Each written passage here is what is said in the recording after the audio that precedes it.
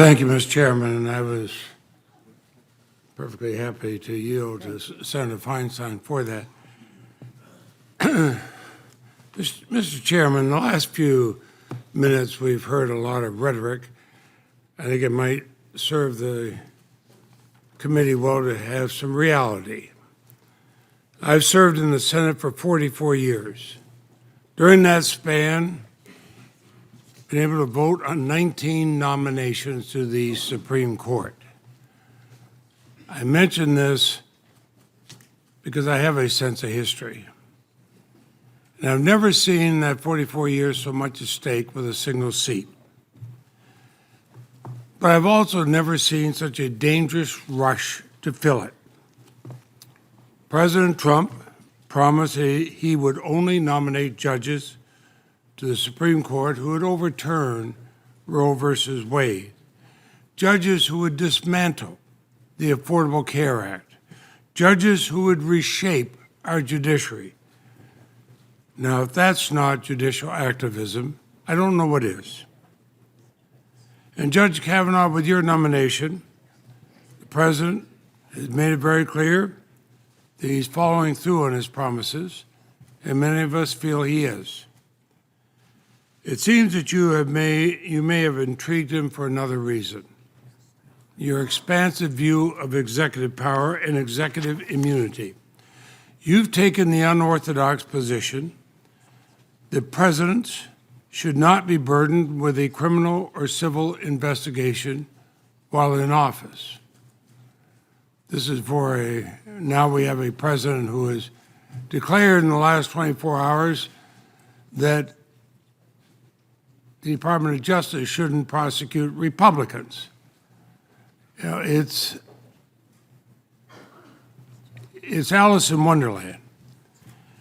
And I find it difficult to imagine that your views on this subject escape the attention of President Trump, who seems increasingly fixated on his own ballooning legal jeopardy. When questioning you about these concerns, we'll certainly look to your record on the bench. All of us, Republicans and Democrats, agree that we should. Indeed, your 12 years on the D.C. Circuit Court of Appeals will loom large during these hearings. But the unknown looms even larger. Before sitting on the bench, you were a political operative involved in the most political and partisan controversies of our time. During this time, you shared your personal view on contentious issues without regard to restrictions imposed by precedent or stare decisis. And it's precisely those views that are being hidden from us today. The Judiciary Committee's Supreme Court hearings are meant to be an unsparing examination of a nominee to a lifetime appointment to our highest court. They are intended to give the American people, all the American people, a genuine opportunity to scrutinize a nominee's judicial philosophy, beliefs, and character. Because if confirmed with a stroke of a pen, a nominee may impact their lives for a generation or more. And how far have we fallen? Judge Kavanaugh, there are so many things wrong with this committee's vetting of your record, it's hard to know where to begin. I've been on this committee under both Republican and Democratic leadership. I never thought the committee would sink to this.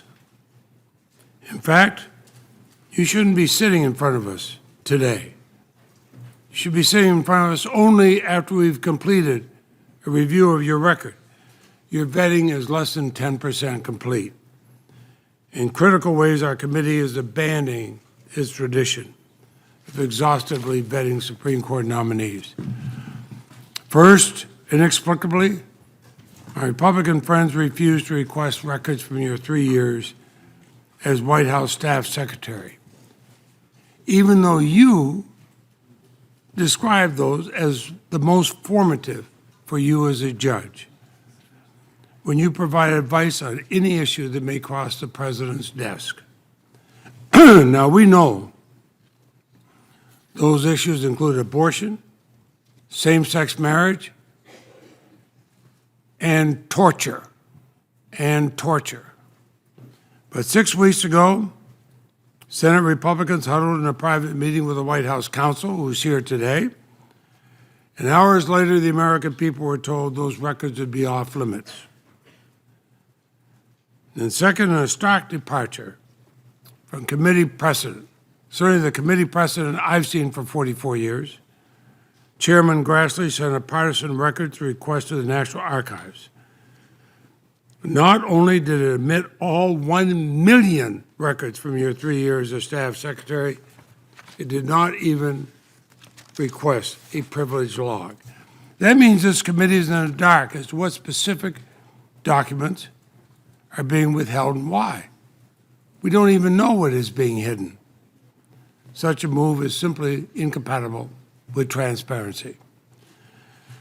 And third, the archives told us they could not even produce this partial records request until the end of October. That's the nonpartisan archives.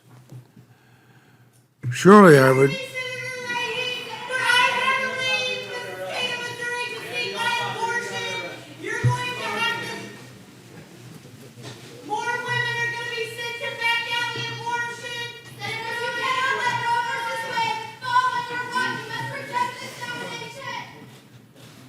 Mr. Chairman, I do not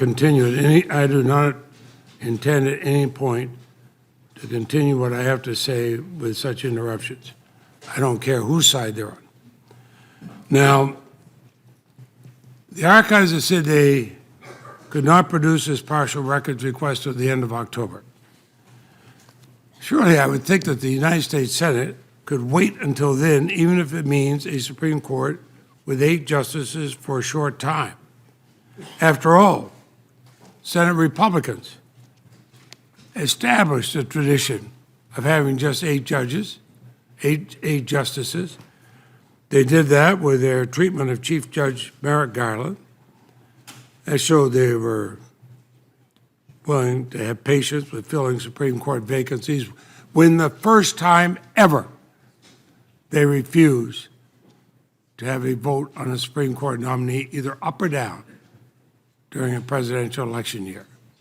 And I've been here when they have had, in the past, such votes. But Republicans instead cast aside the archives. They swapped the nonpartisan review process used for every nominee since Watergate for a partisan one.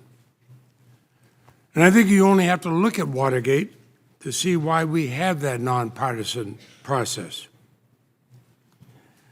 It's followed by every nomination since Watergate until today.